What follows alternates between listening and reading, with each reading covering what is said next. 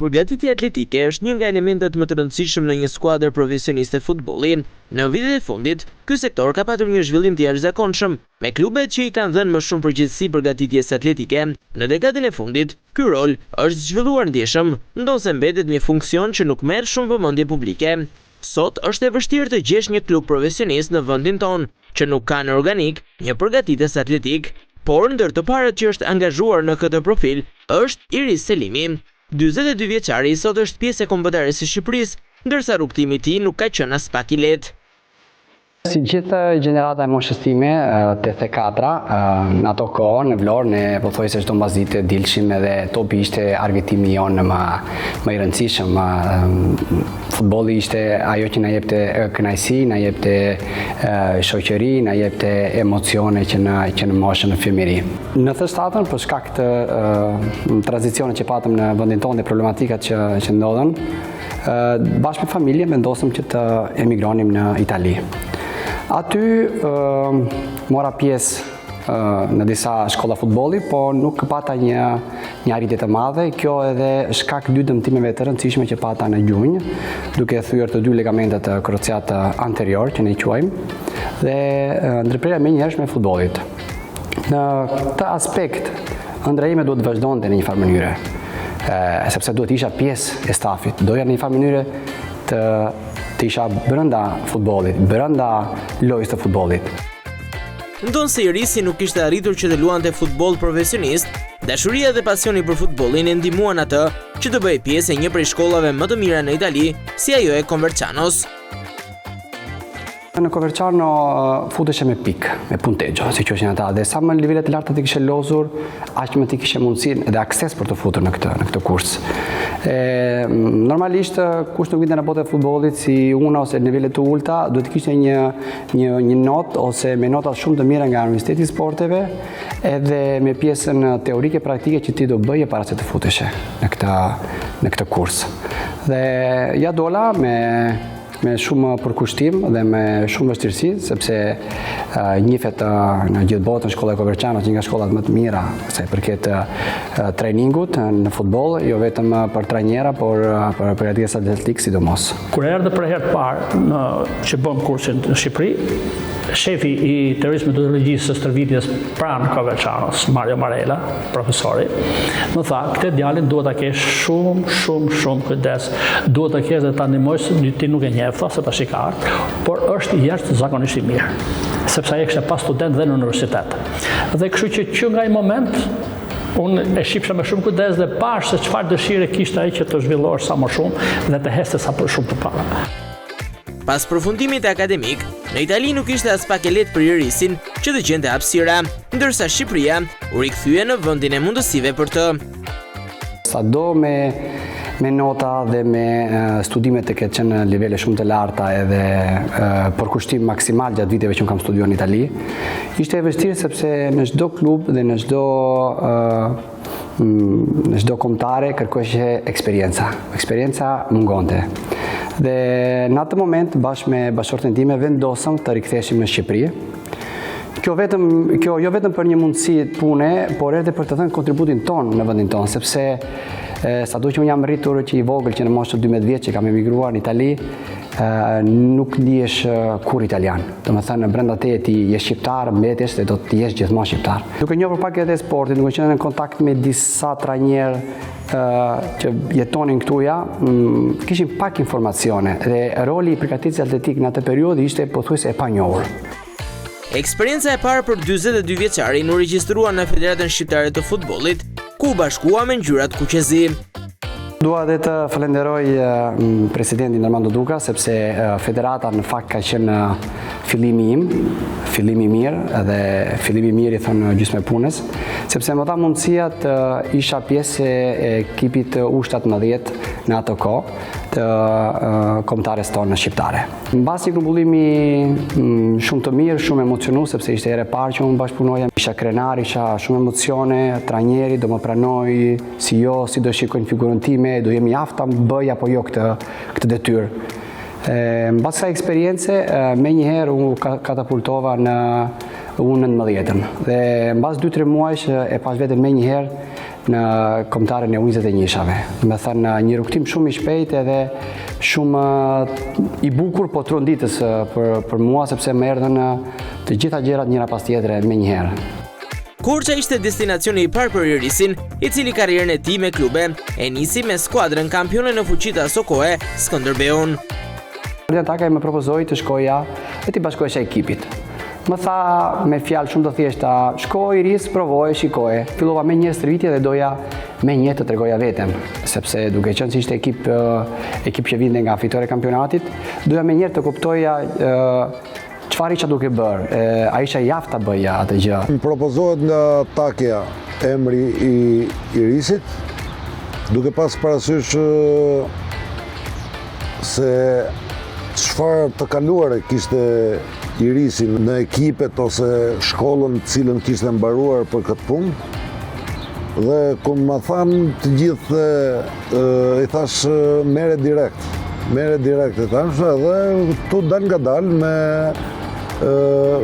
duke vazhdu punën, do të njihemi dhe Irisi do të njihet me punën tonë, edhe ne me punën e Irisit. Arrita që javën e parë ta mbuloja me një sukses të mirë, besoj, dhe me një përshtypje të mirë edhe nga ana e trajnerit sidomos, që më shteti që në fillim dhe më da dorë të lirë, po edhe nga kapiteni, nga zëvendës kapiteni dhe nga gjithë çunat. Pra, ishte një javë ku unë në fakt isha dërguar në provë, dhe këtë nuk e kisha kuptuar. Ma thanë më vonë presidenti bashkë me trajnerin që kishin ngel shumë të kënaqur nga ky mikrocikl, si e quajmë ne në termin shkencor, dhe aty kisha treguar që mund të isha pjesë e Skënderbeut dhe nga ai moment unë mund të firmosja një kontratë profesioniste me këtë klub. Irisin e njoh që në momentet kur Irisi i ri vjen te ekipi i Skënderbeut, ku ne ishim në momentet më të mira tona dhe vjen si përgatitës atletik, ku për të qenë sinqert, vërtet na dha një ndihmë të madhe dhe bëm një hap ndryshe si skuadra apo edhe si klub, sepse në mos gaboj ishim nga të parët që erdhin përgatitës atletik dhe ndryshuam mënyrën e stërvitshmërisë. Takimi jonë i parë ka qenë ke unë në 10-ta, ke kombëtari, unë atëherë kam qenë akoma në Greqi, por në momentin që unë erdha te Skënderbeu, ai ishte përgatitës atletik atje, sepse njiheshim që në kombëtare, ne jetëm bashkë shumë edhe më ka ndihmuar shumë edhe në periudhën e parë për të adoptuar sa më shpejt me realitetin shqiptar dhe krijuam një miqësi shumë të fortë. Shumë shpejt Irisi me aftësitë e tij e mbaj mend që na bëri për vete, pavarësisht se në skuadrën futbolli përgatitsa të shikojmë gjithmonë me atë syrin që ky është vetëm ai që të lodh, ky është vetëm ai që të bën të vraposh. Irisi na tregoi që nuk ishte vetëm kjo pjesë, por ishte si një djalë i ri, erdhi si trajner, si përgatitës atletik, ishte i modernizuar, mund ta them. Pra nuk është se ishte ai shablon që shko duhet të vrapojmë, por e mbaj mend që në fazën përgatitore të parë me Irisin ne e shijuam, patjetër që u lodhëm, por sinqerisht ndjejmë që ishte diçka ndryshe nga koha, nga fazat përgatitore që kishim kaluar pa Irisin, pa përgatitës. Për fat të mirë, gjeta një ekip të formuar, gjeta një staf shumë të aftë profesionist, siç ishte Mireliosa edhe Elit Bozhigji, trajneri i portierave. Gjeta një mbështetje maksimale nga presidenti, nga drejtorat, por ajo që ishte më rëndësishme, gjeta një grup shumë të mirë çunash. Aty ishin niveli më i lartë i futbollit shqiptar dhe emrat më të rëndësishme të kampionatit asaj kohe, siç ishte kapiteni Shkëmbi, që kishte lozur në jashtë, kishte lozur në shumë klube elitare në Shqipëri. Po ashtu më mend Gozdenovic, Radas, ishte Shei, Pejic në sulm, pa ishte një ekip shumë i formuar dhe shumë profesionist. Unë pata fati menjëherë të punoja menjëherë dhe të gjeja menjëherë mundësitë për të treguar veten. Ai punoi me një skuadër e cila doli kampione, e cila pat suksese të jashtëzakonshme edhe në sajt të Mireliosës që ka bërë një punë të shkëlqyer. Dhe kjo e ndihmoi dhe më shumë. Pra, nuk ishte se ishte vetëm teorik. Nuk erdhi të bëjë teorinë, por ishte ai që kishte punu me një ekip kampion. Dhe kjo i dha shumë fort dhe njëkohësisht vërtetoi që ata që ditë e zbatoi shumë mirë në praktikë. me Skënderbeu. Irisi ka ndikuar në momente të veçanta tek ata me të cilët ka punuar në të shkuarën, duke qenë faktor në suksesin e tyre, siç është rasti i Blendi Shkëmbit apo dhe i Bruno Lulajt, të cilët trofejnë disa nga momentet më delikate për ta.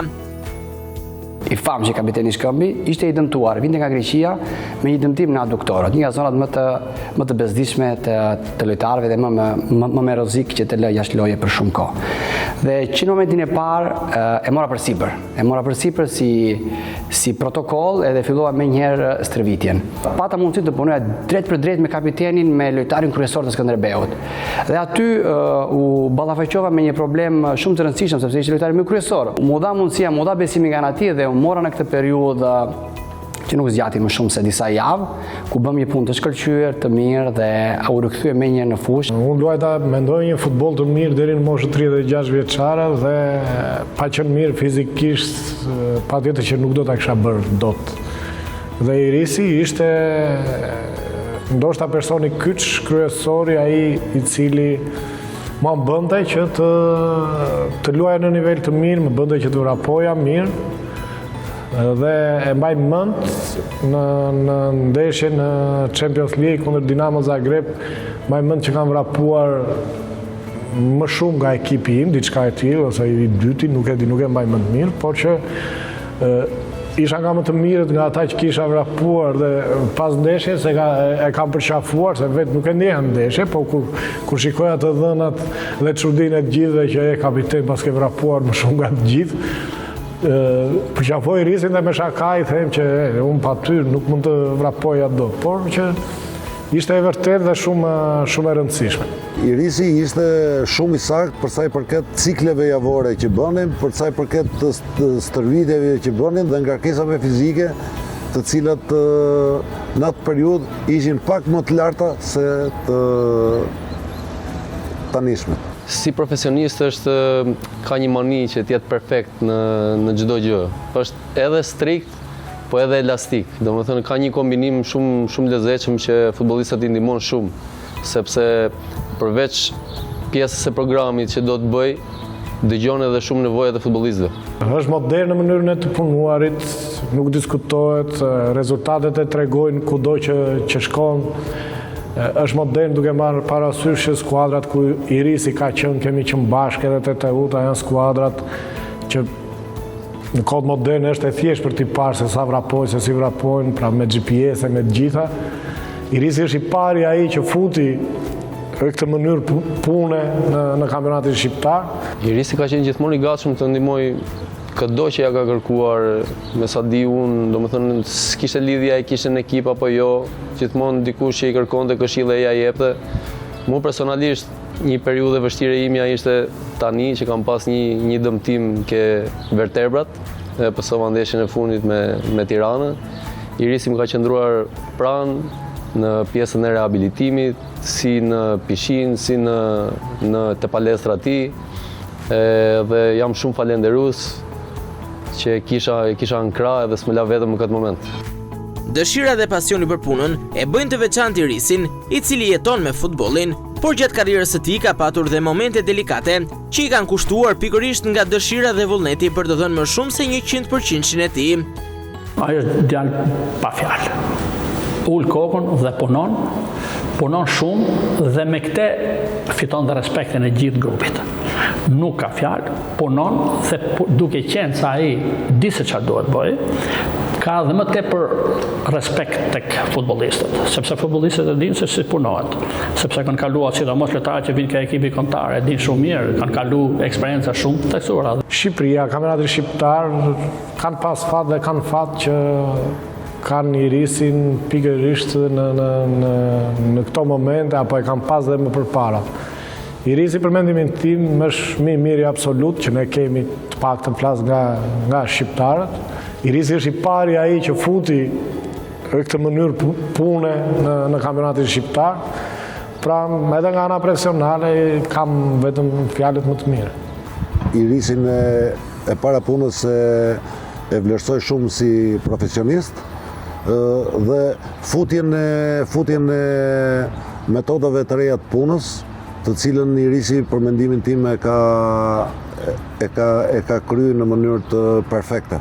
Duke qenë se është shumë pasionant në punën që bën, sa herë që nevojiteshe në ekip të shtoje një person kur mungonte një lojtar, Irisi ishte gjithmonë i gatshëm që ta bënte këtë. Edhe mbaj mend ishte një ditë para neshjes, edhe kishim atë pjesën e kuadratit, e na mungonte një lojtar. Në atë moment vetë ofrohej Irisi, i cili luante shumë mirë, edhe kuadrat, me topin ishte i mirë. Bën një finte aty në atë moment dhe fatkeqësisht bëri kroçat. Domethënë përgatitja atletike jonë ishte i dëmtuar. Pas eksperiencave me ekipet e moshave të Shqipërisë dhe Skënderbeut në Korçë, Irisi arriti një tjetër stacion profesional, këtë herë duke ju besuar që të jepte mësim në shkollën e edukimit sportiv në Federatën Shqiptare të Futbollit. Në vitet e para që kam ardhur, siç u thash, figura nuk ishte shumë e zhvilluar. Në atë moment unë fillova karrierën time në Skënderbeu dhe vazhdova në të njëjtën kohë në ekipet kombëtare si përgjithësi i grup moshave. Dhe vendosëm bashkë me federatën ta bënim akoma të fortë dhe më rëndësishëm këtë rol, sepse siç e dim, bota kishte evoluar, futbolli ka ndryshuar, ndeshjet janë shtuar dhe intensiteti i lojës po ashtu është rritur. Dhe është e domosdoshme që kjo figurë edhe në Shqipëri të futeshe dhe të fillonte një curi shumë të mirë. Dhe në atë moment unë fillova të merrsha pjesë në kurset e trajnerëve, ku drejtori atëherë ishte Astrid Maçi dhe mu dha direkt besimi. Hetja për të studiu ka qenë shumë e madhe ti. Ai krijoi një figurë shumë plot dhe mas kësaj, që më gabiti 2014-s, e morëm lektor pranë kurseve që organizonte Federata Shqiptare e Futbollit për lëndën kryesore që është teoria e metodologjisë së stërvitjes, që është vetëm një lëndë që është shkencore, mund të themi, që ndihmon dhe futbollin. Me profesor Astrid Maçin mu dha mundësia për të trajnuar trajnerët e rinj që nga UEFA A, UEFA Pro e UEFA B, dhe po ashtu dhe kursin e përgatitjes atletik. Pra arritëm të mundsonim pjesëmarrje në përkurse të gjithë kursantëve dhe të gjithë çunave që mbaronin Universitetin e Sportit të vazhdonin këtë karrierë. Pas një rrugëtimi shumë vjeçar dhe eksperiencës së fituar, për 42 vjeçarin erdhi momenti që të realizonte ëndrrën e tij më të madhe, të bashkohej me kombëtarin e Shqipërisë. Çdo profesionisti, jo vetëm imi, çdo profesionist deri të arrijë majat. Dhe ku më ndryshe mund të ishte ekipi kombëtar. Shikoja që stafet ndryshonin, shikoja që vinin nga Italia, që na Gianni De Biasi, më vonë Panucci, Reja. Dhe dëshira më e madhe ishte ajo të provoj ekipi kombëtar. Në fakt, mbas ikjes të Rejës dhe stafit të vet, më thërritën në zyrë, më mend në 2023-shin, Ilir Shurku, sekretari i përgjithshëm Ilir Shurku, dhe më komunikohet që do të isha pjesë e stafit kombëtar. Duke qenë që nuk pata një karrierë shumë të lartë futbollistike, mund ta them me plot gojën që futbolli më ka dhënë gjithçka, ndoshta edhe më shumë se atë që meritoja, për të arritur ky që jam sot. Sepse fal futbollit e realizova ëndrrën time, të punoja dhe të arrija të jepja kontributin tim në nivelet më të larta të futbollit shqiptar, ajo që është kombëtarja jonë e futbollit sot.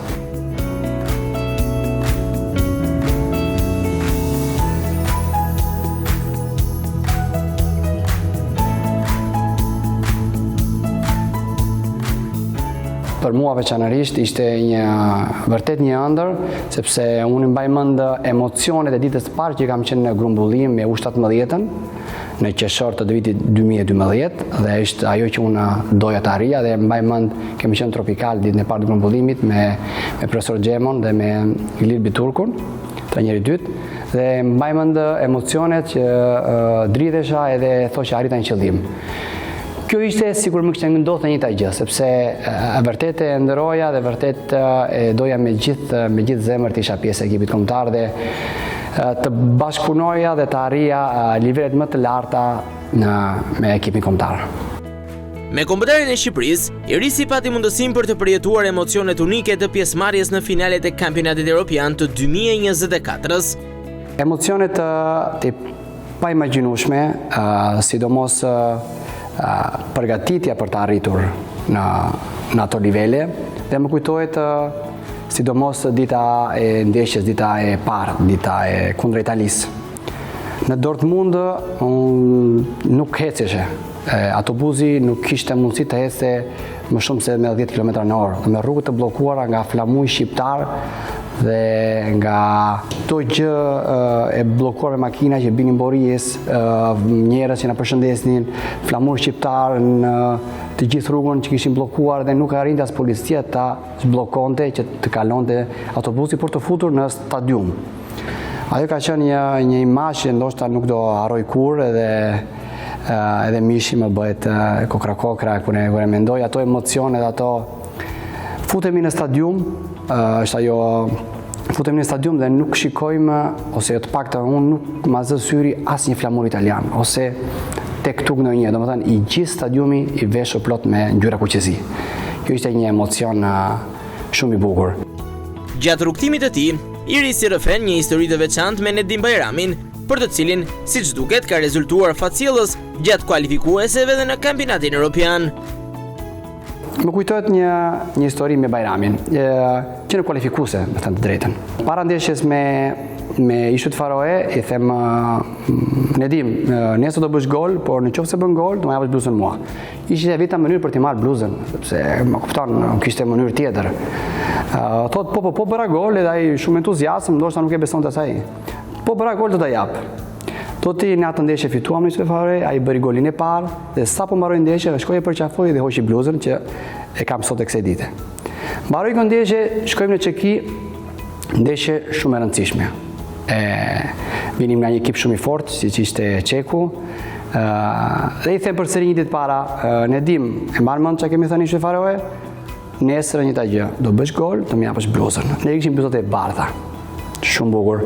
Nedim i futet, bën një lojë të mrekullueshme, i gjithë ekipi los një lojë të mrekullueshme, ne arrim të barazojmë me një Eurogol të Nedimit. U shkoi e përqafoi, mbas ndeshjes marr bluzën e bardhë. U bëra me 2 bluza. Ditën e ndeshjes para Italisë, thash po e provoj edhe një herë, ndoshta më ecën fati.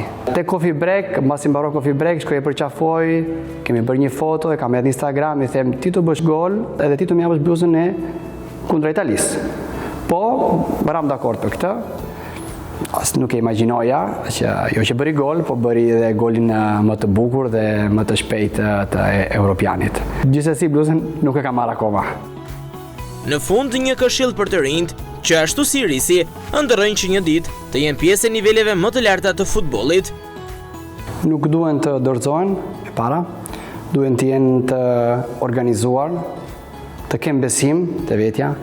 Dhe ajo që është më e rëndësishme në këtë profesion, sepse e them shpeshherë edhe debatoj edhe me trajnerët ndonjëherë në staf, që jemi të vetmit përgatitës atletik që kanë një shkollë me detyrim. Pra në pjesën e stafit jemi të vetmit neve që kemi Universitetin e Sporteve, ku kërkohet universitet pra një diplomim i lartë.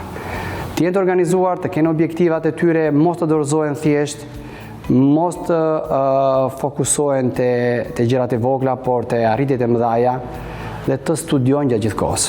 Do vetëm studim dhe aplikim gjatë gjithë kohës.